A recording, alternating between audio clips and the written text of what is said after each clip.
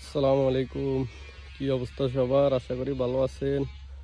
আলহামদুলিল্লাহ চলে আসলাম আমাদের গ্রামে সুন্দর একটা বিলে। এটা আমরা লক্ষ্মীপুরের মানুষ এটাকে বলি, নোয়াখালীর মানুষ বলি ডগি। আমাদের পাটাবাড়ির ডগি চলে আসলাম আলহামদুলিল্লাহ।